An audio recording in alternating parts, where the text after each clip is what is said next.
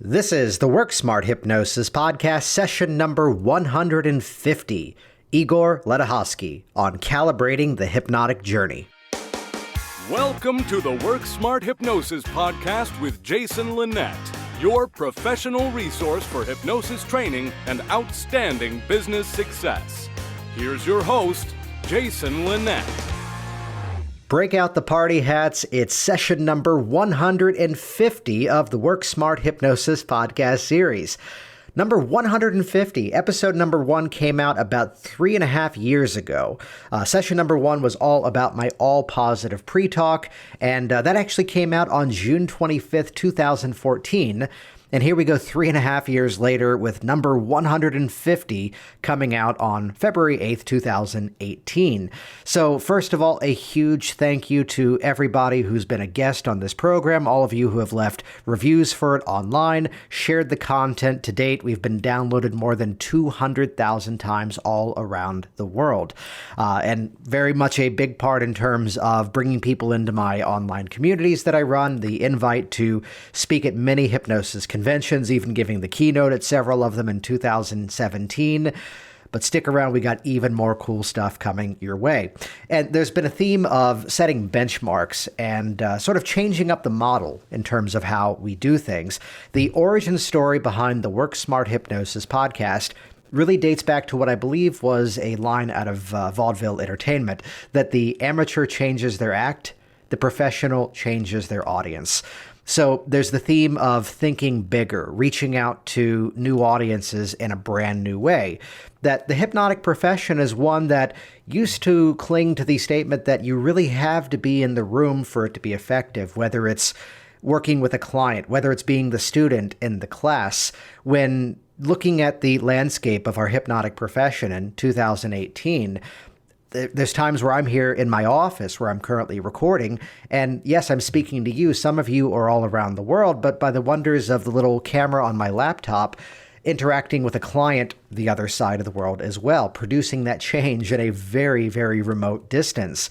Inside of my programs, Hypnotic Business Systems, Hypnotic Workers, that there's people inside of there in countries that I haven't even traveled to and we haven't yet met in person. And this is not to say that the model of the live training or especially the hypnotic convention is going away. No, it's absolutely not.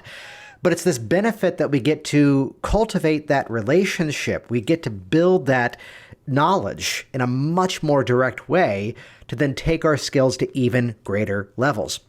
So it's why I've specifically calibrated and changed around the order of some recordings to make it a point to have none other than Igor Ledochowski on here for session number 150.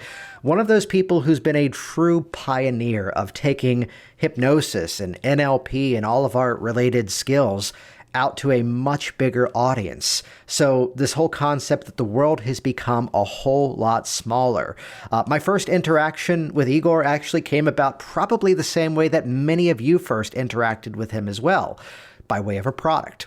So purchasing some sort of CD series or DVD series, and just the amount of content, the amount of information, and just the quality of training that's inside of it, that I'd be very open and inspired a lot of what I do, which the story here is that he and I first met in person back at HypnoThoughts 2016 out in Vegas, and then a few months later getting a rather polite email from someone on his staff as he does a series of interviews called the Hypnosis Masters Interview Series.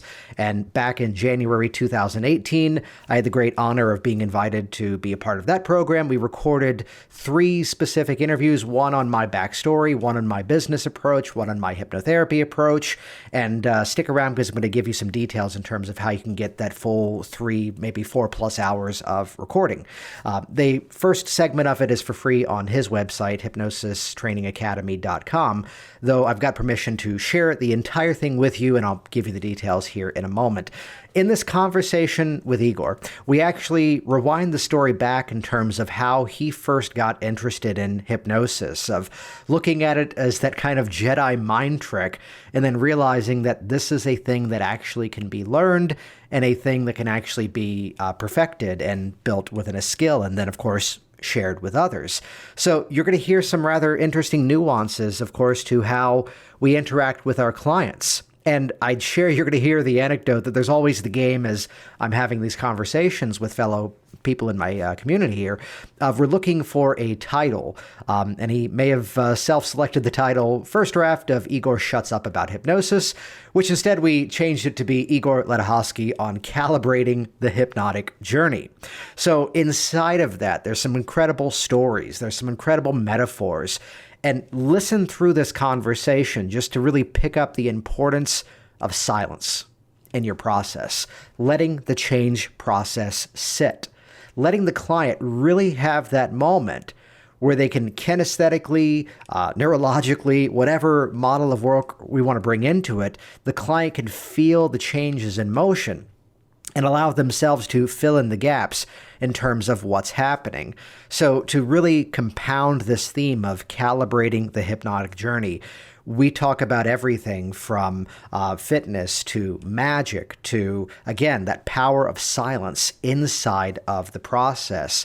Of course, to check out more from Igor, head over to hypnosistrainingacademy.com. And that 3-part series that he and I did together within his Hypnosis Masters interview series will make it easy on you if you go over to worksmarthypnosis.com/Igor. IGOR. Head over there. That'll redirect over to a page where you can request all 3 of those recordings, where again, it's more than 4 hours of content where we deep dive into some of my strategies, though this session is specifically about Igor. And again, a huge thank you once again to everybody who's been a part of this program up until now, because it's all about increasing that reach. And that's why I'm also so excited to invite you to join me in August in Las Vegas, 2018, for Hypnotic Products. This is a 2-day business course specifically for hypnotists, appropriate for all levels of skills, where it's a hands-on live interactive course where you're going to learn the mechanisms to actually create your own hypnotic products. So it's not just about creating that single-use audio program that you can maybe sell on a website for $20 or $30.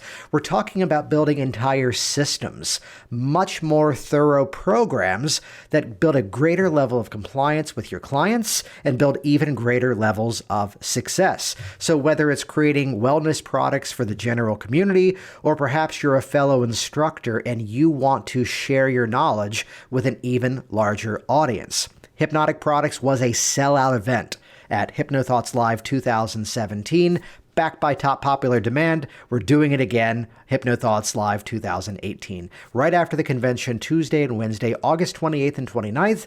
Get all the details, reserve your spot today at hypnoticproducts.com. And with that, here we go, session number 150 of the Work Smart Hypnosis podcast. Thanks for joining me, Igor Ledochowski, on Calibrating the Hypnotic Journey. Clearly, every one of us wakes up when we're first born and decides, I want to be a hypnotist. So what was that original introduction for you? How was it you first encountered hypnosis? Well, I think there's a handful of different events that kind of accumulated. The first one was, I think my very first exposure to hypnosis, I must have been about 3 or 4 years old. And it was like a stage hypnotist in Spain. And he did the classic, X-ray vision glasses and all the standards nowadays, of course. And I was just blown away by what this thing is. And I didn't even know what it was. It looked like magic to me. I was 4 years old after all, right? And I think shortly afterwards, all the Star Wars movies started coming out. And this whole idea of these are not the droids you're looking for, once again, it just captured my imagination. And I went, that's amazing. And of course, I put those ideas aside for a longer time. At that point, I didn't think that was any. I thought it was just a TV show type thing, right? And then something very interesting happened. I've always been interested in the kind of the power of the mind and meditation, stuff like that in general. I think the martial arts background led me towards that. But then in the 1980s, a hypnotist in the UK called Paul McKenna started doing a regular weekly broadcast of a stage hypnosis show. So every week, it's a brand new show and brand new material, and it ran for a number of years. And I was just blown away by that again. And I think that's really when the seed started taking root. Because before I was too young, I just thought it was just, fantasy stuff, like Santa Claus or whatever else. Of course, it fired up my imagination initially, but after a while, I let go of it. But then this weekly show where I saw this happening over and over and over again, and all the crazy antics people got up to, it really got me thinking, if this is possible, what else could be possible? And I think that's the question that's really driven me throughout the years, is what else can be possible? So this weekly show that Paul McKenna was doing on TV, I think that's the bit where it really started to blossom in my mind. And the reason for it is I was older now, I was in my teens, and I got fascinated by this. And the question that kept coming back to me was, if this is possible, if you're seeing this every week, what else could be possible? Now, I'm not much of a stage hypnotist. It's not the career I've decided to pursue. It's not the main interest that I have. It's more, as you know, the idea of hypnosis in everyday life. That's the thing that really interests me. But that initial spark took the idea of hypnosis out of a childlike mindset. I'd relegate to the same place as Santa Claus and the Easter Bunny. But seeing that show every week started to get me to question that and say, listen, must be something going on here, and I wonder what it is, and I wonder what else could be possible with it. And I think that would be the period in which I started to rekindle my interest in hypnosis, and then decided to buy books and get hold of whatever materials you could get hold of in the UK at the time, which, by the way, at the time was very difficult to get hold of stuff. And that slowly started my journey into hypnosis. Yeah, so I love that in terms of first that interaction, which I'm having to smile and crack up in some wonderful way, that my children right now at 4 and 6 years old are obsessed with this movie of sort of a comic book of Captain Underpants, where there's this wonderful subplot. Now, I still haven't seen the movie yet, but there's some subplot that these kids are hypnotizing their teacher. So I'm having to wonder if, 17, 18 years from now, suddenly we're going to have another renaissance of hypnosis as a result of that. but you can tell these hypnotists because they're all wear their underpants outside or their regular pants, right? Exactly. Now, where did you grow up? So I grew up in Spain, and then later on, about 7 years later on, we moved to England, and I grew up mostly in London at that point, hence my English accent. Yeah. So what was the track that you were going to be on until the hypnosis sort of renaissanced and resurfaced for you? Right. Well, I think, as most kids, I didn't really have a track when I started off at school and all the rest of it.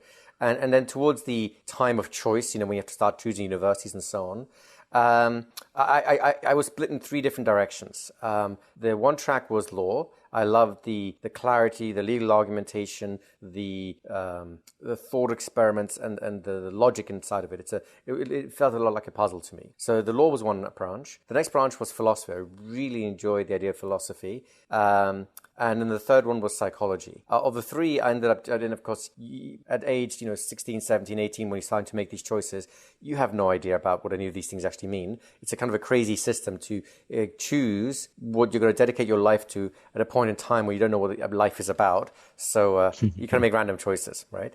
I chose law mostly because I think you had my options open. With a law degree, I figured you could go into most things. Philosophy was a bit obscure, I thought, for people, and psychology kind of locked you into one particular track.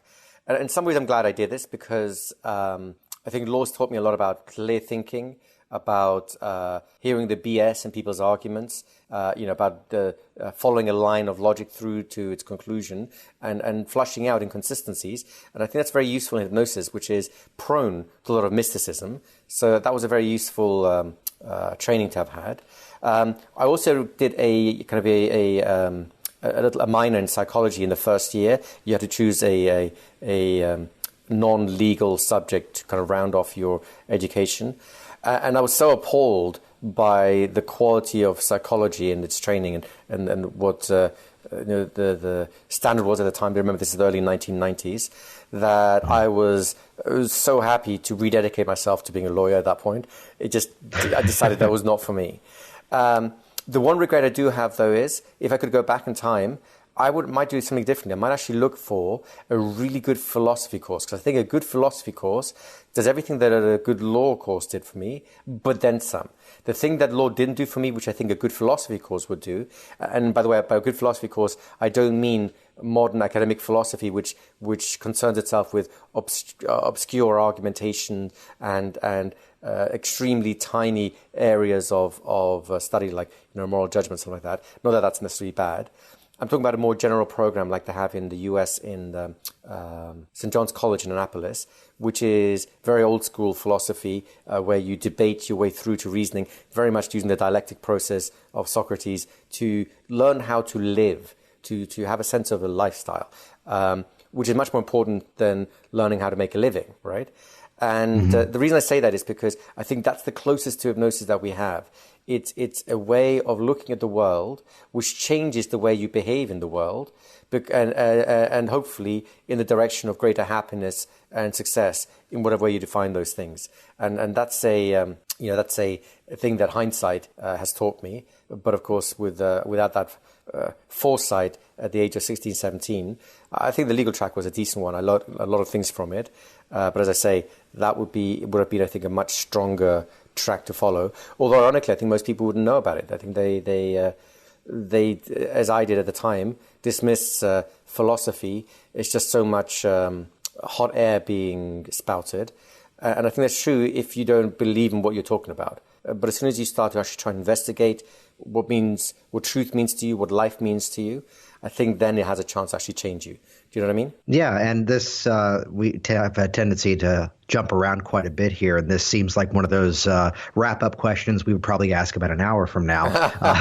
This could fit into the context of hypnosis. This could fit into the context of just living in this world. And I'll ask it as either a one or a two-parter, sure. Which would be that what's something you used to believe but now you don't, or flip it the other way, what's something that you used to not believe but now you do? Oh, gosh. No, that's a hard one. one. Let's put that in the context of hypnosis for this. Yeah, even there it's hard because, let's think of it this way.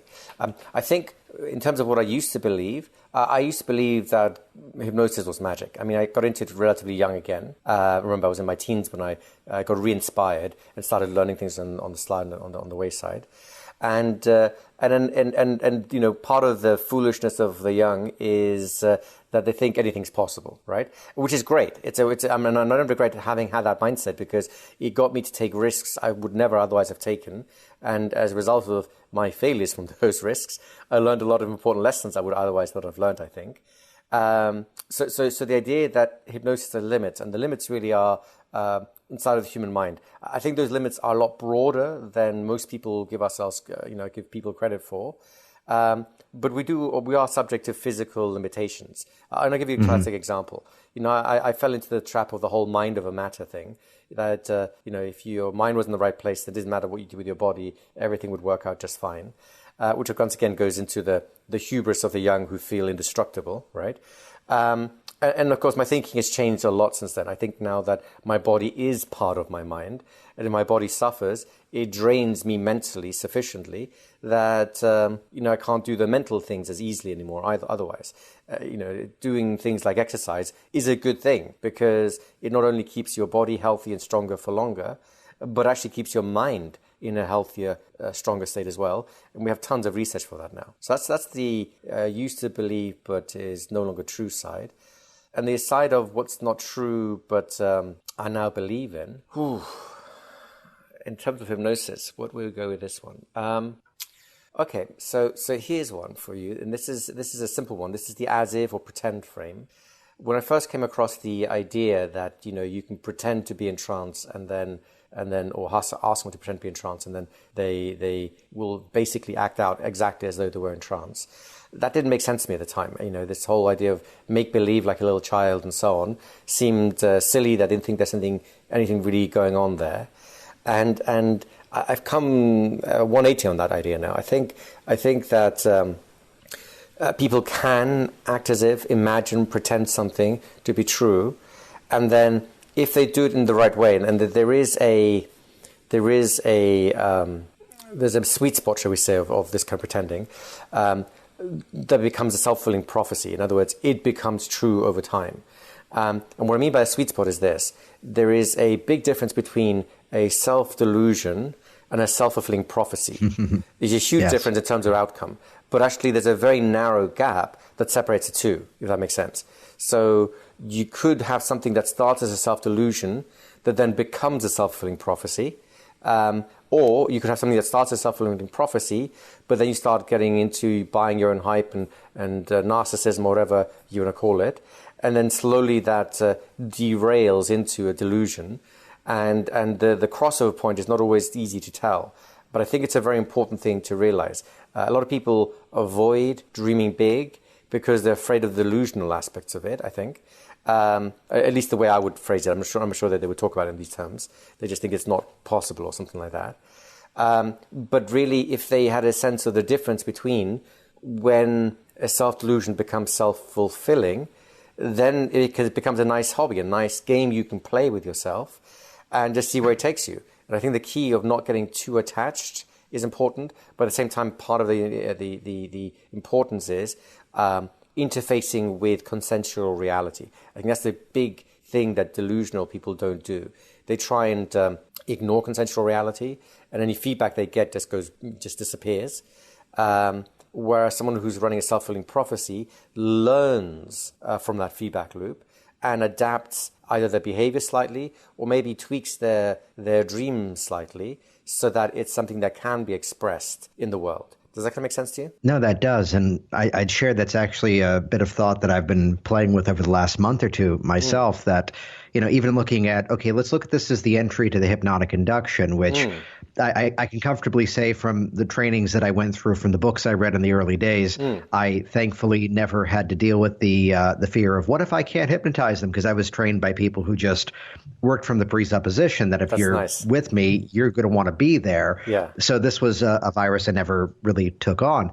Yet so the concept of if someone is nervous about the hypnosis, you could have them pretend, was this routine that I never played. And yet in recent years, the thought being there's a fine line between fake it till you make it, as well as fooling the neurology, which really comes down to, if we're looking at it in terms of an induction, a way to get into hypnosis, it's just the beauty of, one indirect suggestion after the other, that I don't have to tell you this, and that yet this is already happening. I don't have to tell you that, and yet it's already happening, which you're clearly telling the person it's happening there. Though I love that aspect, though, of expanding it to, personal success, that there's a challenge. No, I'd say this, having seen so many clients over the years. Here's the one that's coming in for two people for weight loss, let's say. And I can comfortably put most of them into two baskets, as they were. There's this group that clearly gets the result they're going after. And then there's this other group that is doing a lot better, yet clearly they didn't hit that goal, yet still, okay, they're 30 pounds down rather than 60, and they're thrilled with it. So still, high five, you're doing great. Though it's often they're still holding on to that preconceived notion that it has to be hard. So there's something about that belief structure getting in there. And then that becomes a self-fulfilling prophecy. It becomes hard, right? I got this one, I think, the penny dropped on this one for me when I did a lot of smoking sessions. That's my one of my first fortes, one of my first sessions that I focused on was stop smoking sessions. And initially I was terrified of them because, you can't fudge results. They're either smoking or they're not smoking, right? There's a very black and white test. So it terrified me, which is one of the reasons I started going for them. And one of the games I started playing with my clients was the indirect suggestion game, just like you're saying here, where I had a 2-session protocol, and I'd have them come in the first session, we'd do most of the work, and I tell them that, we're not done yet, we'll be finishing up in the next session, but I have to warn you, and I love the phrasing of this, I have to warn you that a lot of people, when they go home between sessions, they decide that they just don't want to smoke anymore. And you feel free to carry on smoking if you want to, no pressure anyway. But if you feel like you really don't want to do it, you look at your cigarette and you just think, what's the point of this? And of course, there's a lot of setup I've done before this already. Then don't force yourself to smoke. It's okay. You're not going to break the program if you stop early, right? And I found that about, 7 out of 10 people would then, quote unquote, spontaneously quit between sessions. And the reason I like that is because there's no fighting, wrestling, and mindset, something like that. They just got surprised by it. And of course, the others had to do with a little bit more work to get them over the hump at the second session. But that's the idea of the self-fulfilling prophecy. They get intrigued by an idea, and then the idea comes to life for them. But of course, the flip side is also true. There's a lot of people out there, and you see them on, America's Got Talent or these different talent shows, who have no concept of just how unskilled they really are, right? The illusion they hold inside their mind is very different from their reality. And then you see them failing and not understanding why they failed, which is the sad part. And then you can see the armor starting to build up again, where the illusion gets reinforced. I am good, just no one else gets me, type thing. And I think that's sad, because I'm sure these people could be good if they trained, if they learned, if they progressed, and so on. But they're not willing to put the effort in to systematically grow, in this case as musicians say, because they are bound by the illusion that they already are better than they are.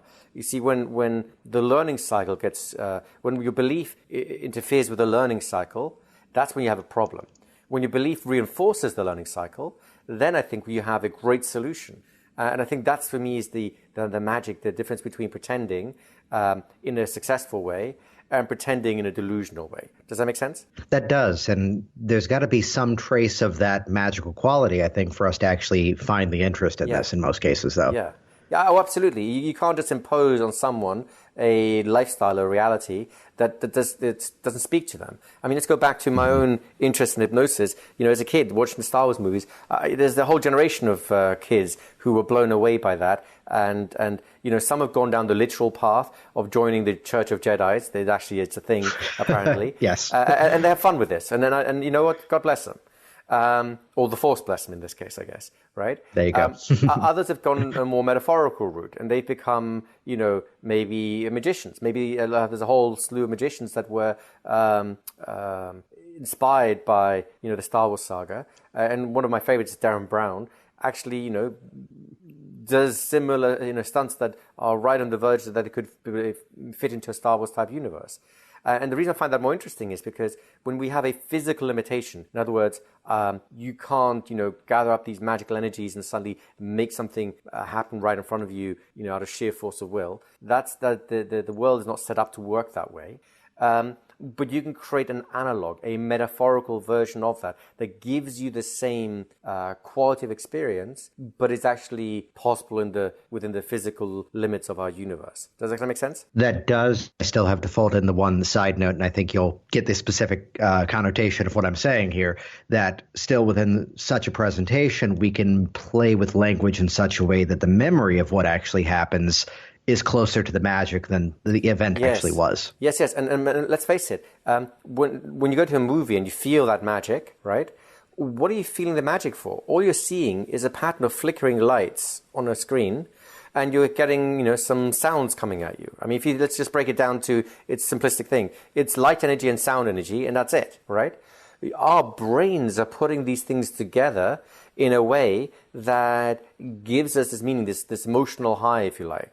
And it's drawing the meaning out of it, which means you can put the meaning back into things. And this is, I think, a very interesting concept that our culture has lost sight of, that you can put meaning into things. Now, back in the days when religion was a more dominant force, and I separate religion and spirituality, by the way, the people would imbue things by giving it a godlike nature. God made that tree, God made that lawn, God made that river. Let's respect these things, right? And I think it has a great deal of value. I'm not saying that everyone thought in these terms, but those people that did, it was very easy to put meaning and value into the world. It becomes a lot harder in a secular society, especially when our values, at least the media values are being pushed, seem to be things like stay young forever. When you grow old, then panic because life is no good anymore, right? That's a strong media meme going on right now. Value cash and material possessions. It's a huge media meme. Just look at advertising, right? And the weird one now is the more unhealthy you are, the more guilt-ridden, the more shameful you seem to feel, the more virtuous you are in a weird way. And that one I don't get at all, right? And these are very unhealthy memes that our culture is just being reinforced through the media in our culture. And the reason I say they're unhealthy is because they take us away from finding what's meaningful for us in our lives. Other people are trying to tell you what should be valuable and meaningful to you. They're not offering you a buffet of values and saying, here's the consequences of valuing these things over these things. Now it's up to you, right? If you value money over ethics, well, chances are you'll end up in jail, or at least you'll end up the kind of person that should be in jail. Does that make sense? And these thoughts are I think, pretty straightforward, but a lot of people don't take time to think them through. And so then you're left with, just watch reality TV shows. I think I saw a snippet of, I'm not sure it was the Kardashians or some housewives of whatever show, but it's all drama. And I don't mean drama in the sense of, the Greek tragedies that are designed to help you exercise your emotions. No, this is just purely people behaving badly and creating hurt and misery for each other. That's awful. I don't think it's a very nice way to live life. And by being distracted by messages like that, we don't get encouraged to think for ourselves, what do I need? What do I value? Where do I draw meaning? And how can I make the world around me feel more meaningful by living up to whatever internal standards I want to set for myself? Does that make sense? That does. And it brings to mind the fact that from one person to another, we're attaching a different set of meaning to practically anything else out there. I mean, it's all, study of subjective reality. And it's often the importance that, as I say in the hypnosis world, that no matter how clever you think the two of us might be, or even you may be as a practitioner, whatever's often going on inside of the client is going to be so much more profound once they uncover that, once they discover that. So to leave place in your work for the client to, allow the change to occur. It's where I've heard you speak at times around allowing the silence to really land inside of the session. 100%. And I think the power of pausing is a hugely overlooked thing in hypnosis. And I know why. When I started, I unfortunately didn't have as good as instructors as you did. So my first few instructors were more insecure about, you can tell the hypnotic skill wasn't solid.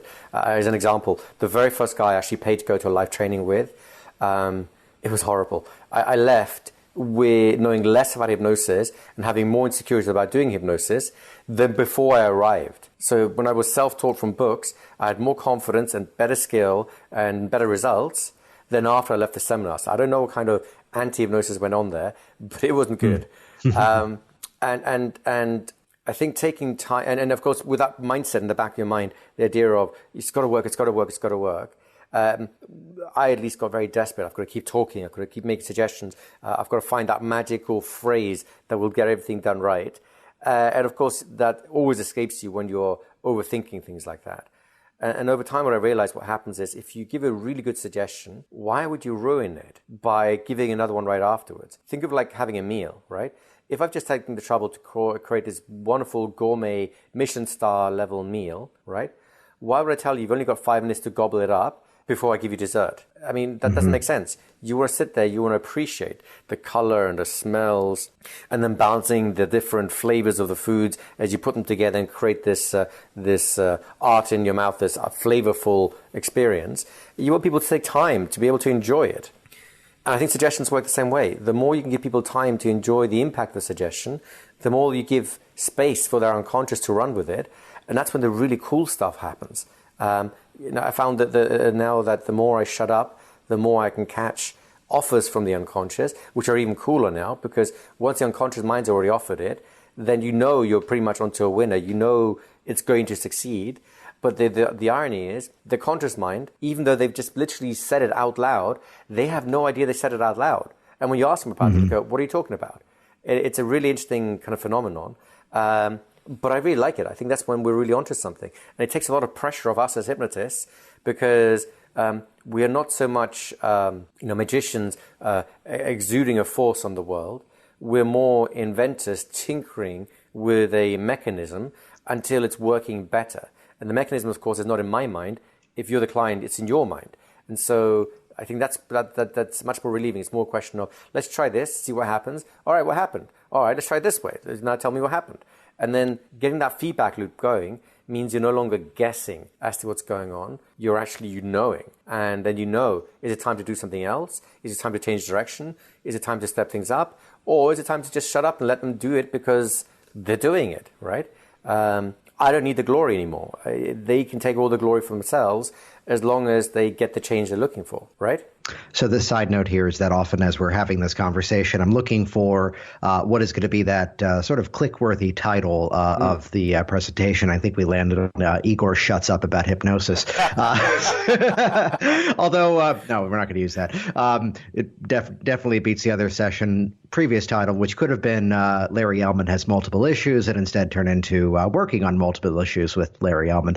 Is there a specific strategy? Is there a specific technique, though, in terms of finding that moment to let that silence land? So I think that the secret answer to this is observation, right?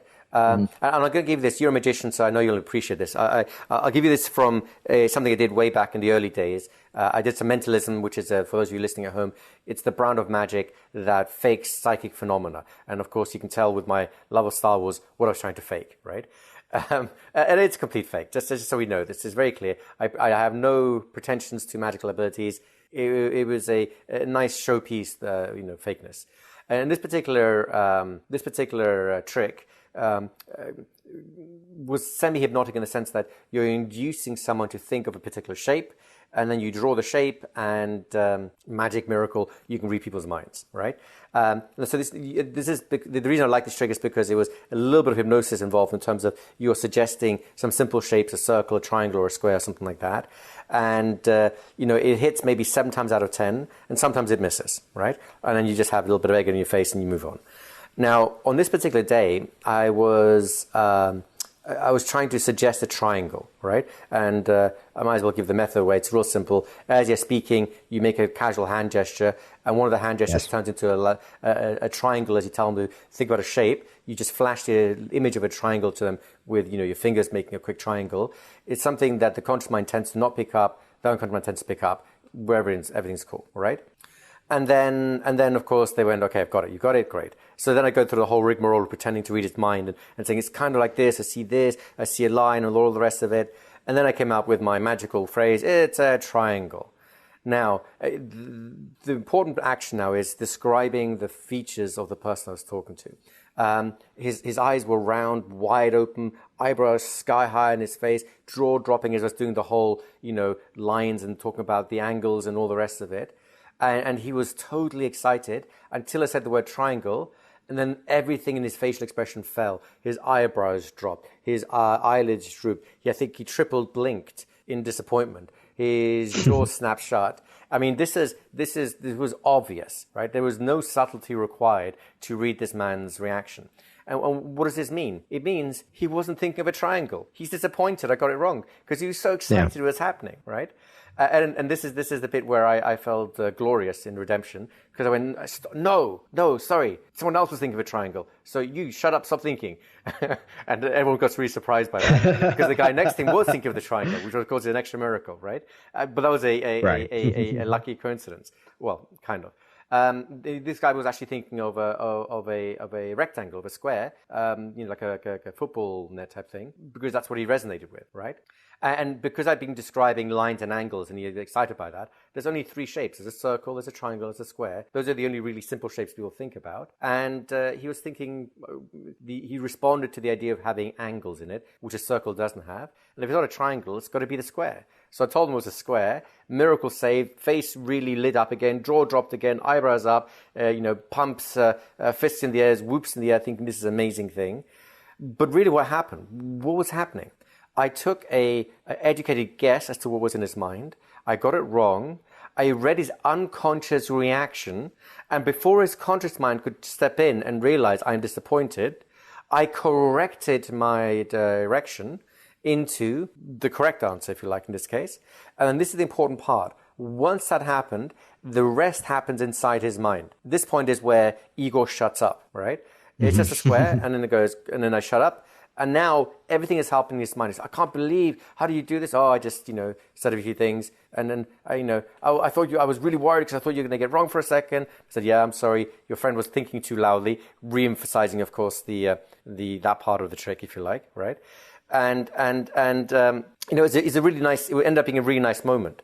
But the secret here is it's reading people's reactions. Now, why am I mentioning all of this in the context of when do you shut up in hypnosis?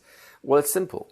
When I present a suggestion to someone and they have what looks like a really positive reaction, then that's the point at which I shut up and let them have their moment, right? I'll give you a couple of examples of this. How do you get good at, first of all, how do you spot these signals? The signals they're looking for are real simple. Agreement versus disagreement, right? So speak to people and throw lots of yes sets out and throw lots of no sets out. And after a while, you'll start noticing that there is a difference in how they answer no-style questions to yes-style questions. And that difference can be generalized overall. The accepting quality of a yes-style question tends to be open posture, open eyes, and head nodding, all these little things that are there, right? You overall get a positive vibe from people. With no, you tend to get more of a shutdown vibe, a less pleasant vibe, a disconnecting kind of thing. And again, the body language will show it in terms of head shakes, mild frowns, increased blinking or shielding by closing the eyes or turning away. These little signs will tell you they didn't like something. If that makes sense. So they didn't like it. My simple option at that point is to ask, what just happened? Because chances are my suggestion stimulated a pre-existing suggestion. Like, for example, if I tell them, you're a great person, and I get that little frown response, shall we say, I'll just pause and say, so what just happened? And he'll tell me about how a memory flashback of being 4 years old and being told by mummy or daddy or a teacher, you're a no good person, you'll never amount to anything, right? So there's a pre-existing negative suggestion that I now have to deal with. On the flip side, if he just sort of sits there like he is a seal bathing in the sun, right? Just absorbing all the luxuriness of the suggestions, then that's the point at which I shut up and let them have their moment. There are other times I'll do this too. So, as an example, I was teaching an Ericksonian hypnosis course, a metaphor course, and I was telling a kind of a cooking style metaphor to help the person on stage overcome some issues about deservingness and so on. And, in the story, when it got to a dramatic point in the story, I could tell that the client was getting really emotional. Something in the story had triggered her emotions, and she started crying. And in a therapeutic sense, in other words, you could tell she was releasing a lot of pent-up emotions. Let's put it that way, right? So what did I do with my story? I shut up mid-sentence even, right? Because she needed time to process that emotion. So why would I rush over it? I just shut up, maybe 5 minutes or so, as that emotion intensified, peaked, and slowly drained away. And it hadn't gone entirely. It had mostly drained out when I carried on the story, basically where it left off, and without making any comment about that emotional reaction. Why? Because, well, there's no need. The whole point of indirect method here is to let them process it in their own way, and clearly they're doing it. But the key is, if I kept talking when the emotions came up like that, then she wouldn't have heard the rest of that story. She would have been so busy trying to handle the emotions, she wouldn't have heard the story, or she would have tried to suppress the emotions in order to hear the story. Either way, the impact of the moment would have been lost. Do you see what I mean? Yeah, so it really just comes down to that calibration with that individual to observe that something is landing, something is happening, and to really let that be the cue to shut the hell up and just let that rest, let that take place. And if in doubt, just ask, right? So what's happening? It's a really, this blew my mind. John Overduff, who I consider to be my mentor, taught me this idea. Up until this point, my style of hypnosis was basically the house of cards. Build it really subtly and quietly. And then when they're done, open their eyes, kick them out before a stiff breeze comes along to blow the house of cards back down again. I didn't want to fail in my office. If it's going to fail, let them fail out of sight so I don't have to feel bad about myself, right? And that was essentially my attitude. Bad attitude, by the way, folks. I don't recommend this. No, I'd agree. I keep seeing the pattern that I refer to as the look, don't see, that they can clearly tell the client is not in motion. Something is not working and continuing on with the theme of, well, this is how we always do it and it ought to work, as opposed to be vulnerable in that moment, realize that, okay, I do have a part of this. Yes. And the key distinction to me was to come up with the concept was just mind-blowing for me. When John Overduff said, I'd rather have the client fail in front of me when I have a chance to do something about it, to fix it, than to fail at home and then beat themselves up about something. And I thought, of course, that's genius. I'd rather run my sessions longer and get the job done and then feel good that I've actually helped someone then they try and fake it and just take the money and run, right?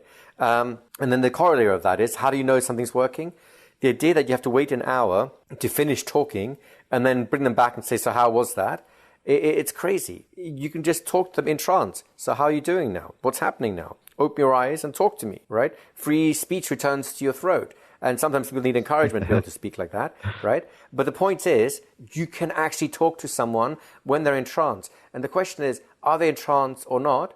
The answer is, again, very simple. It doesn't matter. If it's their conscious or their unconscious mind talking to you, either way, you'll get the information to know what your next step is, right? So you don't have to make a distinction about conscious, unconscious minds talking to you at that point. You just need to know what their experience is. Is there a suggestion landing as intended, or is it being fought by some pre-existing idea? And either way, you've got something to do. If it's a pre-existing idea that's fighting you, then you find that idea, and then your next round of suggestions are all about neutralizing and dissolving that suggestion. And that might be a longer process. It might take 2 or 3 sessions with a really entrenched idea to loosen it like that. Otherwise, if it's something that's actually resonating with them, then take whatever ideas are resonating with that, so pre-existing suggestions that are reinforcing that, find out about them, and then use them to reinforce the suggestion further. And you go, that's right, it's exactly like when you were 5 years old playing in the snow. I have no idea why it's like being 5 years old and playing in the snow, but clearly it's something positive for them. They've accepted it, so I'm going to reinforce it that way. Make sense? It does. So being in the moment and getting that feedback. I love that concept of, getting that feedback rather than waiting and see. Yeah. That, I think this is a helpful frame, even if you're in process with a client. Let's say you're a couple of sessions in, you're working on something over a brief series of sessions. And I found it to be absolutely critical to have that moment to actually say with a smile on the face, I'm glad that we had this challenge while we're still working together, because this means we get to actually do something about it rather than having it explode later on. So great, you're here. What does that feel like? Let's go after this. Yeah. And you know what? You nailed it. There's nothing wrong with extra things coming to your session. Clients are very reasonable people, generally speaking. And you say, listen, there's something new just came up. I think this is probably part of what we need to do. It'll probably extend our program by a few sessions. Are you okay with that? Do you want to pursue this, right? And most clients do, especially if you've got a good rapport with them and they see that you're in this for them and that they're already starting to get some successes and so on. I don't like inflating sessions just for the sake of it. I've seen some people who will inflate sessions and make them longer and so on just to get more cash. And I don't like that approach. I think it's a very useful approach. That doesn't mean that I don't like long sessions. I do, as I've matured in the skills, I've gone out of this kick I used to have of fixing everything in 20 minutes or less, right? One session miracles, and they're great, and they still happen, they're still great. But I think the much healthier option now is to give them medium to long-term programs, because if they can do one thing in one session, have a mind-blowing change, that's good. They've gone home. It's over. That one little problem, that remedial problem's been squashed. Fantastic.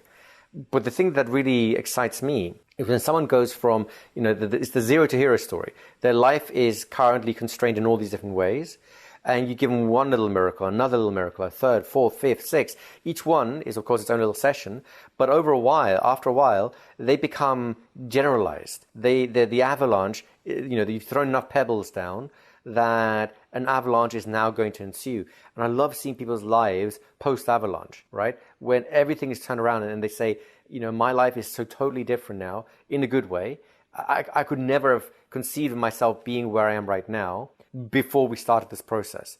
And given how much we can do in 1 or 2 sessions, then the question I ask myself is, well, if they can get this much done in one session, what amazing people, how amazing could their lives be if we spend 3 months or 6 months or a year working together? Now that, I think, is when it gets really exciting, because now you go from remedial to generative change, from, overcoming this problem, to having such an amazing life that all the problems you used to have literally are no longer possible, right? Yeah. Here's an analogy what I mean by that. Most kids have some kind of a security blanket, whether it's a stuffed toy or an actual blanket or a favorite shirt or something they carry around. They carry it around because it gives them a sense of security. They're attached to it emotionally, right? And it's a phase that most kids will hopefully grow out of. I haven't seen a man with a security blanket recently, but I'm sure they exist out there somewhere. But here's the thing. I don't know if you had one of these things or not when you were young, but let's assume you did. I certainly did. And at the time, the idea of losing it or not having it when I needed it was terrifying, right? You go on a trip, it has to come with me, right? We're going to stay overnight, somebody's got to come with me. And there is a kind of an obsessive ideation, an obsessive thought that is afraid of what would the world be like if it's not there, right? Now, clearly, that fear is no longer with me. And in case it wasn't clear, I'll make it clear now. I do not have that fear anymore. I do not have a security blanket. In fact, I have no idea where my old security blanket or toy has disappeared to. It's disappeared in the annals of time, and I'm okay with that. Why? Because now as I've matured as a person, the class of problems I used to have as a child are no longer possible for me, right? Now I have other problems, it's true. And there are other things that challenge me. That's absolutely correct. But all the things that used to challenge me as a child no longer challenge me in that way because I have grown. And that's the concept I have in my mind for generative change. What if a person becomes so amazing that all the problems they're currently facing are no longer possible? Of course, there'll be other problems that they'll have to face, but those are called high quality problems, right? Let's put it this way. Let's take the hypnosis success principle. Most hypnotists are struggling to make ends meet. And their problem is cash flow, drawing cash in by getting clients in, right? That's the fundamental problem a lot of, especially starting hypnotherapists have. That's a low quality problem. The high quality problem version of this is you have so many clients and so much cash, you don't know what to do with the cash. It's just sitting in the bank and you feel it needs to do something, but you don't know, should you buy a house with it? Should you invest in the stock market with it? Should you invest in another corporation privately? What should you do with that money? Now that can weigh on your mind, of course, so it's a problem. But it's the kind of problem that you wouldn't have had when you were trying to just struggling to pay the bills because you don't have enough coming in to meet your life demands at this point. They're fundamentally different types of problems. And I don't know about you, but I'd much rather have high-level problems than low-level problems, right? It suggests that my life is going pretty well if the thing I'm worried about is where do I invest my money as opposed to where the heck do I get enough money to eat next week and pay my rent? Does that make sense? Yeah, it does. It's where, the theory, and maybe out of Buddhist philosophy, the idea that our problems will go away is not the case, that instead our problems get more interesting. There's a quick story of a guy who I worked with that he did call me up about a year after we worked on his fear of public speaking. And the first thing he said was, I've got a brand new problem. And I could tell he was smiling as he said it because now he's been speaking, he's been promoted several times over. Yeah. And as he put it, he goes, I've been so successful at this, yet now because of my higher position, I'm having to manage a team of people that he goes, I don't even have to say this to my teenage sons. I have to look at these adults at work and say, look, you don't have to like each other. You just have to get the work done.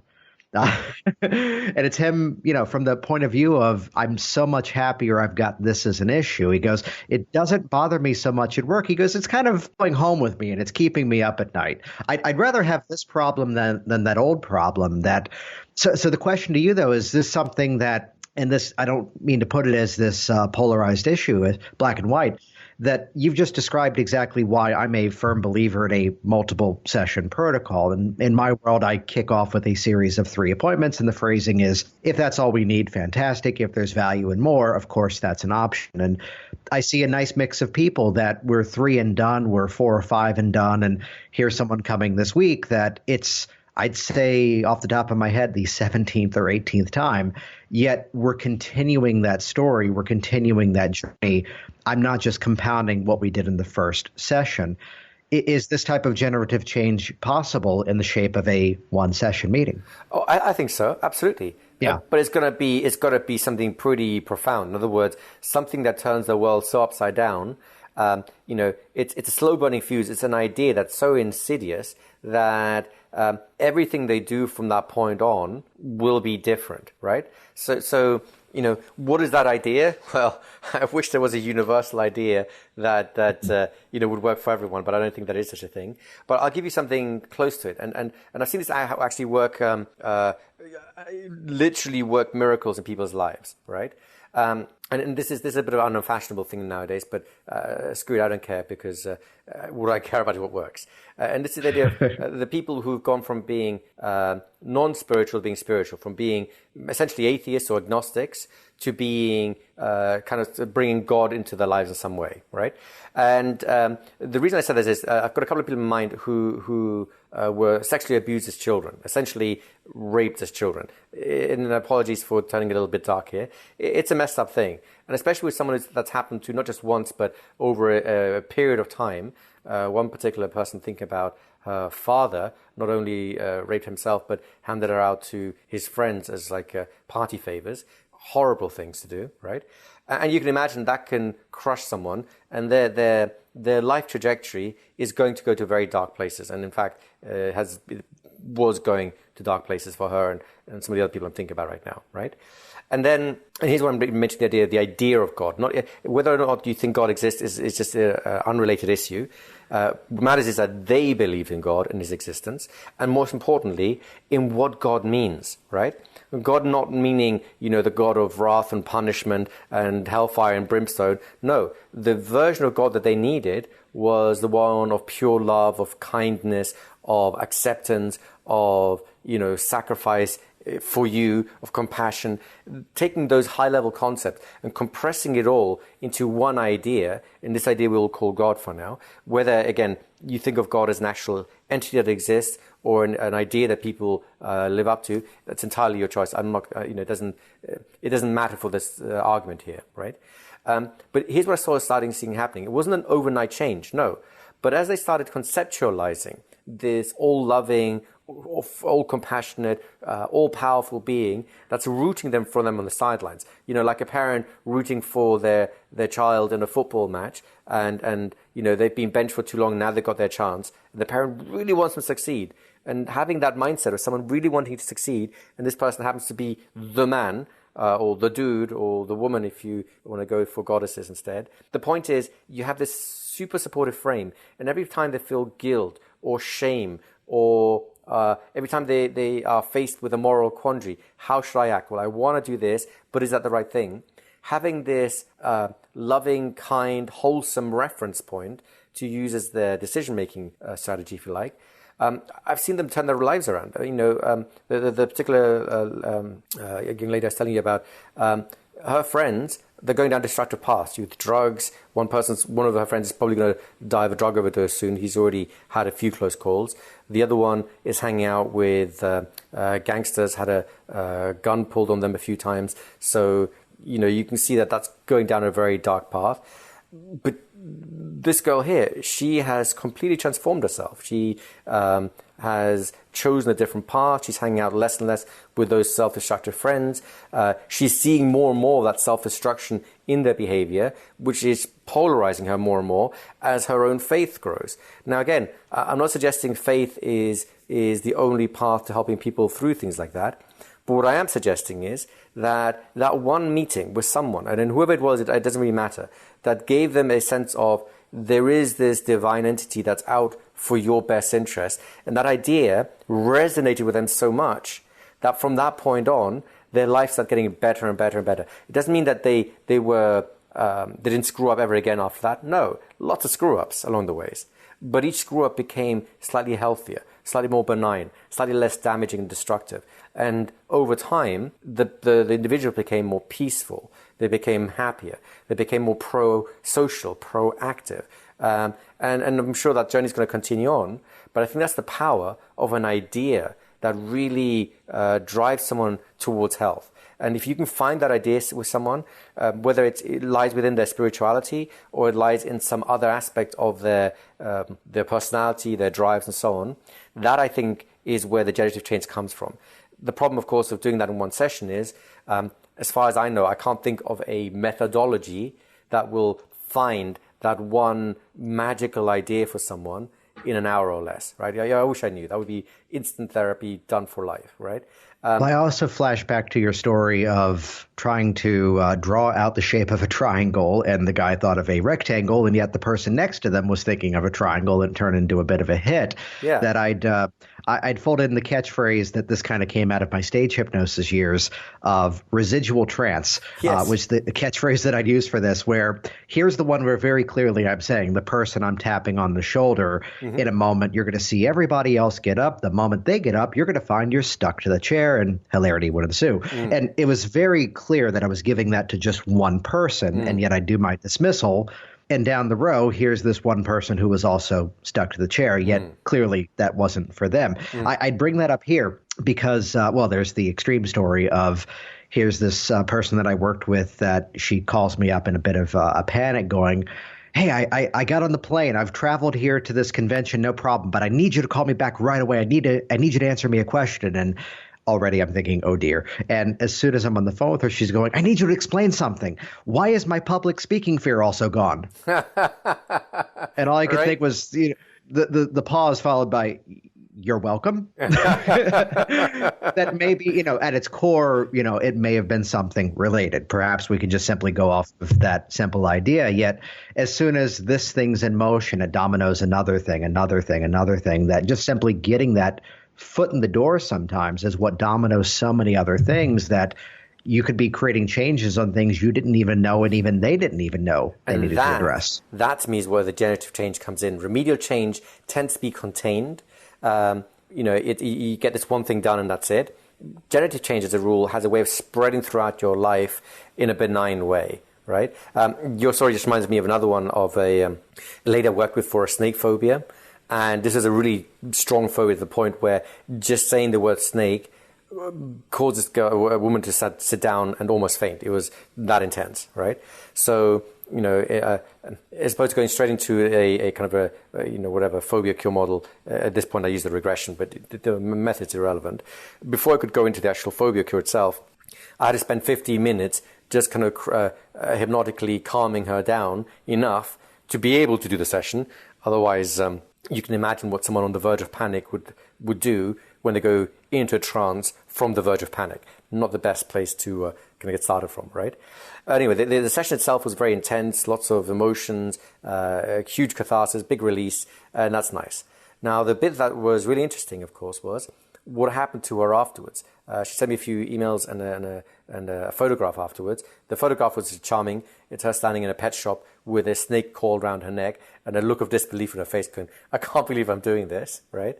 But the other side of it, though, is, and the idea that really stuck with her was, if you can do this, what else can you do, right? And this lady was a mother, so she was facing a snake phobia in part to show her kids that you can do anything you set your mind to. But then she took that message literally for herself as well, right? Although the initial fuel to get her to this is, I've got to do this so I can show my children that you don't have to get stuck in life. You don't have to get stuck with the fear, right? But and why? Because that's going to open up their life to potentials and so on. And that's actually exactly how she ended up treating it for herself. So that seed idea, that core idea that can be generative, can come from anywhere. The problem is I don't exactly know how to shape it each time for an individual. That tends to come out of interactions, conversations, and often just a side remark someone makes has to my ear, the tingling of something unconscious. So when I reflect it back to them in some other way as a suggestion, they just take it on board, and like they're a man dying of thirst with now a gallon of water, they're just chugging away at it because they really like this idea. And that idea can be, if it's wholesome enough, can totally change your life around. Do you mind if I share a quick Erickson story around this? I'd love that. So this is I forgot his name now. So it's Bob or Bill. I think it's Bill.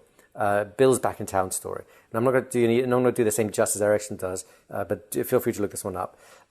Erickson's a little 10-year-old boy or something like that playing with his friends. And his friend comes up and says, have you heard Bill's back in town? And who's Bill?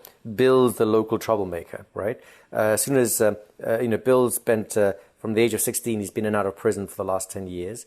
And he's a willful man. So, for example, he spent most of his time in prison in solitary confinement, which is pure hell, if you know anyone who's been in those things, because the wardens couldn't break him. So he's a stubborn, obstinate man, angry at life. And whenever he shows up, things go missing. You know, within a week of Bill turning up, a trailer goes missing, a boat goes missing, and a bunch of tools go missing, and the hardware store is missing. Well, a lot of hardware, right?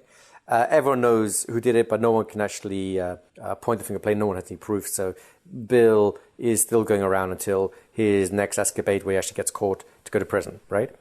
But now this is a little different because Erickson, spots Bill talking to, I don't know the lady's name, but it's the local darling. She's a wealthy farmer's daughter. She's getting older. She hasn't married yet.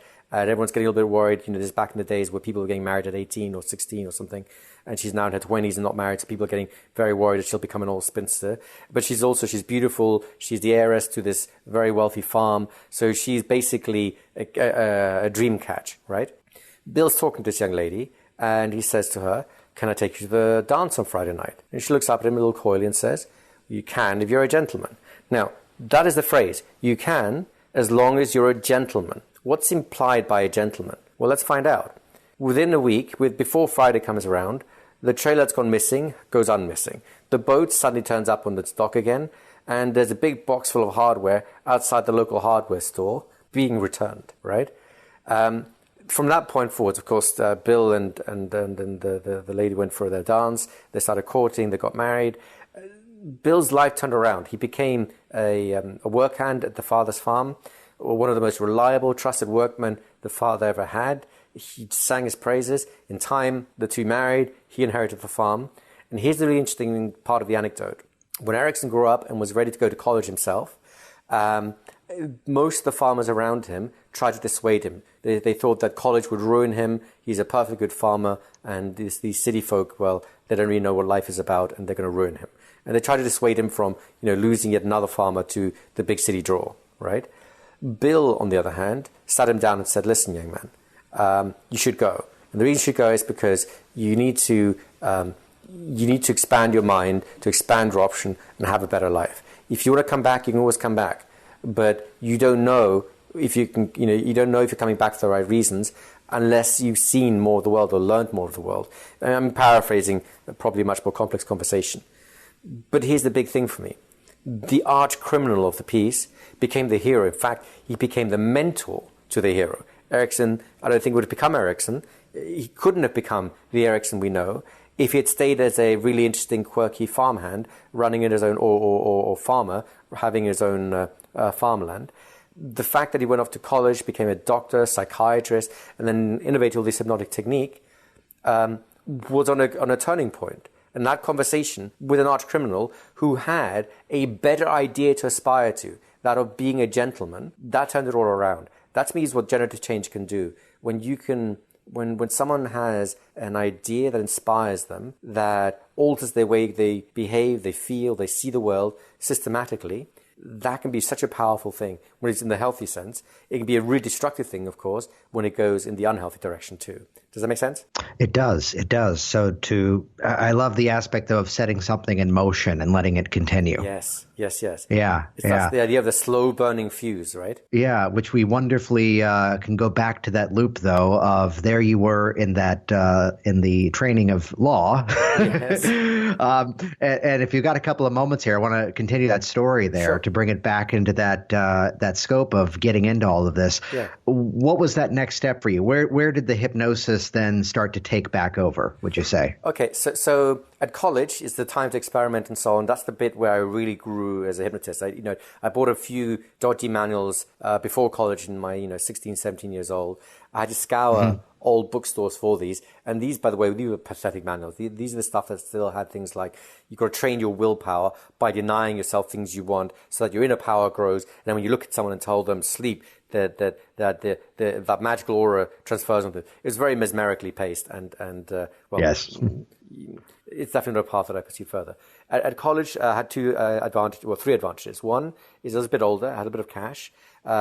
Secondly, I had a ton of willing volunteers, lots of people, college students, as you well know, are some of the best hypnotic subjects because they're willing to experiment and find out, right? And number three, I had access to an actual library where, real hypnosis stuff would be there. I was in a university town, so finding hypnosis textbooks were a little bit easier. Still not very easy, but easy enough that I had my first few scripts that I could try out and so on.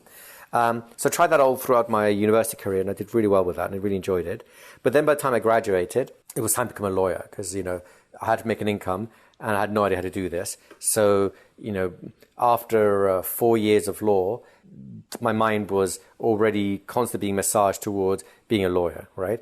Of all the people in my peer group, right, I think about 60 to 70% of them became lawyers of one type or another.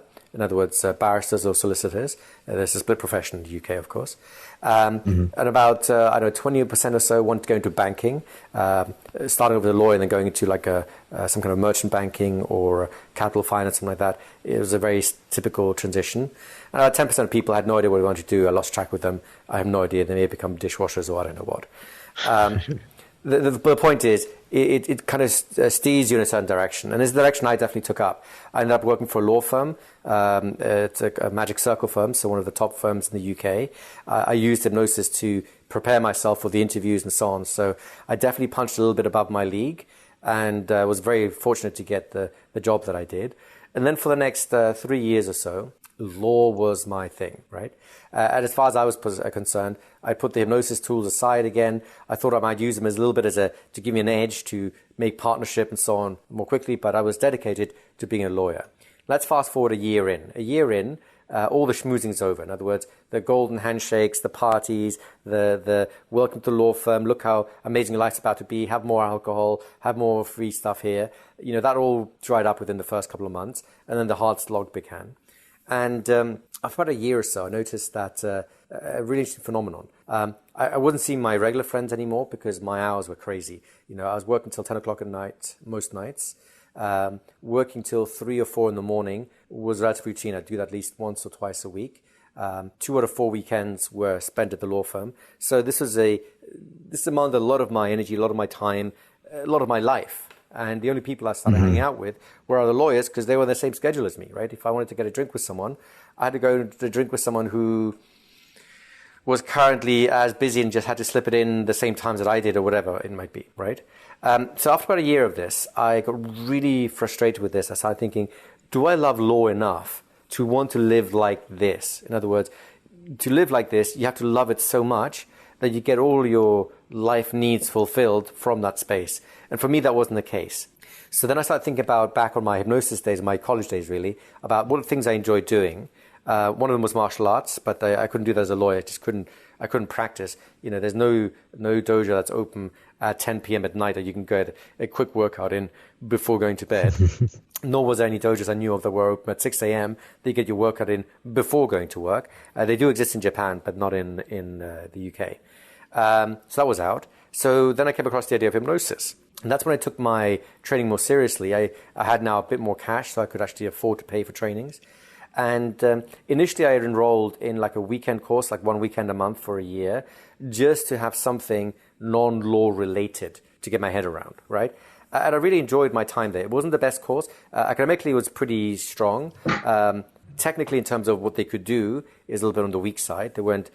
They couldn't live up to what they were talking about as easily, if you see what I mean. But it still was enough to get the bugbear for me. And then I spent the next year and a half after that basically using up all of my holiday time, all my weekend times, basically any spare moment I had, I was doing hypnosis. So I was either doing law or I was doing hypnosis. It got so intense that at one point I went to my friend's, I think it was, I can't remember, it was his 25th birthday party, something like that. We were up all night drinking and partying or whatever until 4 or 5 in the morning when everyone crashed out. And then at 6:30, so I literally had about 2 hours sleep. At 6:30, I woke up again, got up, got myself ready. I was still in my tuxedo from the big party to turn up at my hypnosis event. When I say it wasn't very glamorous, I turned up stinking of alcohol and everyone else's cigarettes. And, I was clearly a mess, but I still turned up to do my thing because that I found it enjoyable and it gave me a break from the whole legal side of things and so on. And after about, now going to, the first year is just law, the second 2 years are doing this. So then I decided, you know what, I'm getting so much more satisfaction out of hypnosis then out of my legal career, I need to really think about changing tracks. So I thought about it very carefully, ended up resigning, worked my notice, so 6 months of notice. And then after 3.5 years roughly as a lawyer, I left again to set up shop on my own. And that's when the next crazy leg of the adventure began. I love it. I love it. And we've covered so much ground here that I'd love to have you back on sometime in the future to talk about how we learn this. I love the aspects of, again, bringing back in the silence, bringing back in that mindset of being in the moment with the client and making sure that change is moving so much further beyond than even perhaps what they've even consciously considered what's possible. Right. Thank you. And I'd be delighted to have you be back here again. Just let me know sometime in the new year and we'll figure something out. Absolutely. And I know you're easy to track down, but where's the best place that people can go to learn more about your work online? Thank you. So easiest places, Hypnosis Training Academy is our company, if you like. So www.hypnosistrainingacademy.com. All one big long word, real simple. We have hundreds, if not thousands of articles on there by now. A couple of freebies. Basically, if you like the kind of way I approach work, that's the place you'll find pretty much all the other things that I do from. Outstanding. Thanks so much for being here. Thank you so much for having me, and I really enjoyed the conversation today.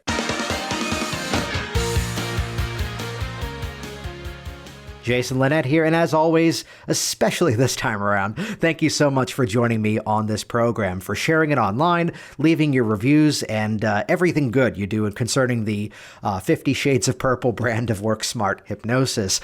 I'd reference two things for you to check out. First of all, again, head over to worksmarthypnosis.com/Igor, IGOR. Head over to that specific page, and that's going to give you the opportunity to get full access to the 3-part interview series where Igor interviewed me.